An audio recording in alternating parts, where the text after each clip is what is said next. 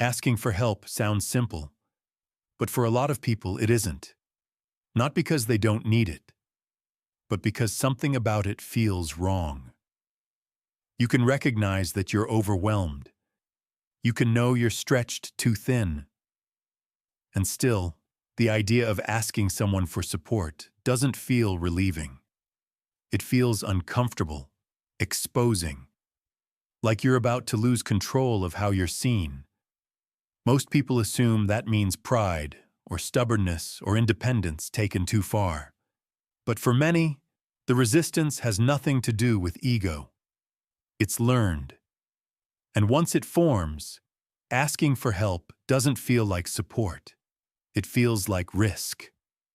For some people, that sense of risk shows up very early, long before they ever had words for it.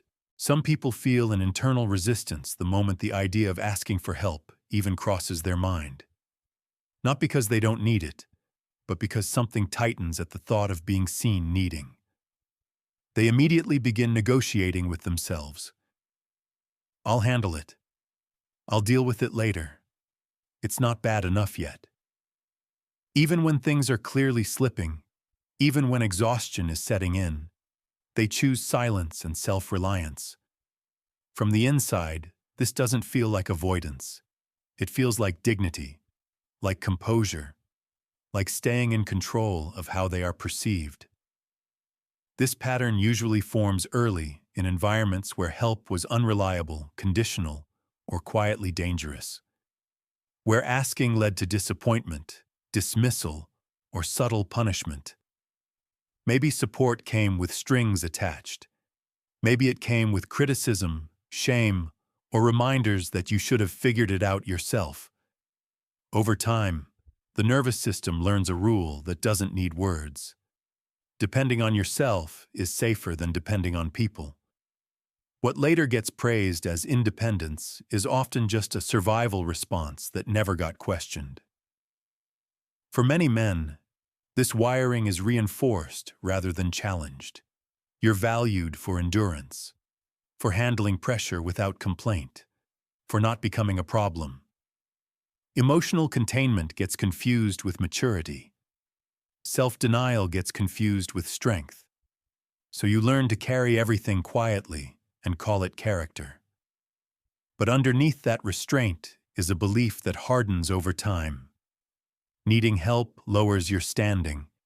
It weakens your position. It makes you less respectable. There is also a control component that rarely gets named. When you rely only on yourself, the variables stay limited. You know your patterns. You know your limits.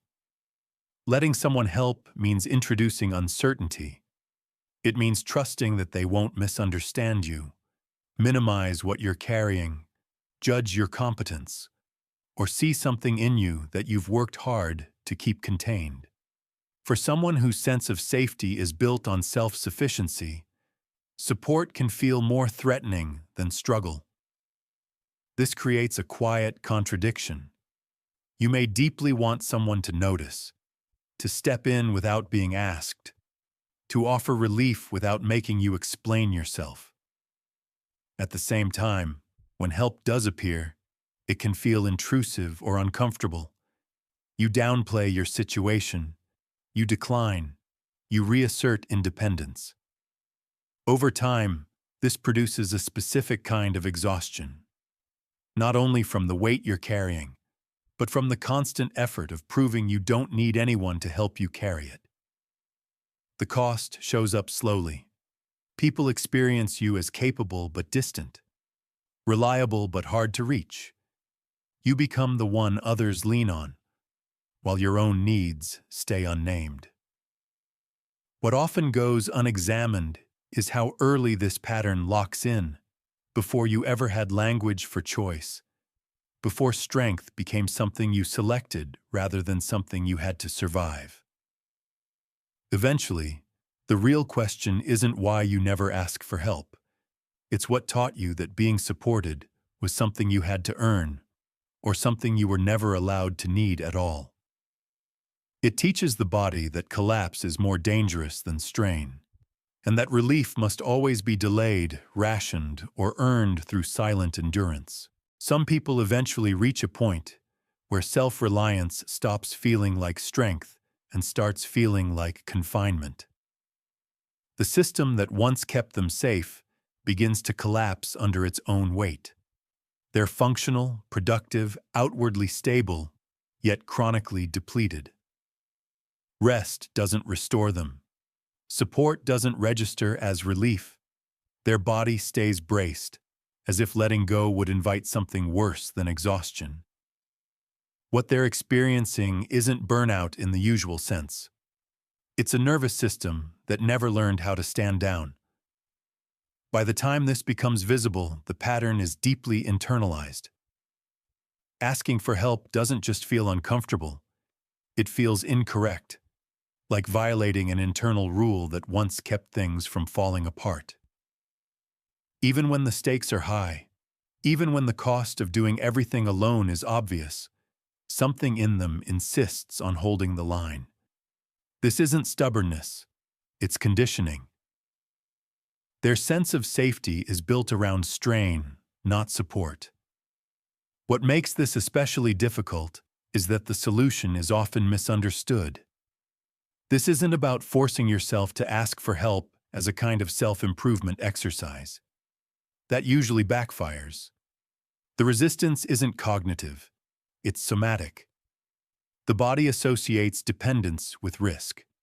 So when help is offered, the system reacts with tension, skepticism, or withdrawal. Until that association changes, no amount of insight will make support feel safe. This is why people with this pattern often end up in relationships where they overfunction. They give more than they receive. They handle logistics, emotions, crises, and pressure without complaint, while quietly feeling unseen. On the surface, they look capable. Underneath, they feel increasingly alone. Not because no one is around, but because no one is allowed close enough to carry weight with them. At some point, a deeper realization becomes unavoidable. The issue isn't that no one ever helps. It's that help was never integrated as a neutral experience. It was either unreliable, conditional, or absent altogether. So the system adapted by removing the option. Independence became identity, control became safety, need became something to outrun rather than acknowledge. Change begins not with asking, but with reframing what support actually means. Support is not collapse. It's not surrender. It's not incompetence. It's shared load. It's regulation through connection. It's allowing effort to be distributed rather than hoarded. For someone who learned to survive alone, this feels foreign at first. Sometimes it feels threatening. That doesn't mean it's wrong. It means it's unfamiliar. Learning to receive doesn't require abandoning strength. It requires redefining it. Strength isn't carrying everything without breaking. It's knowing when strain is no longer proof of worth.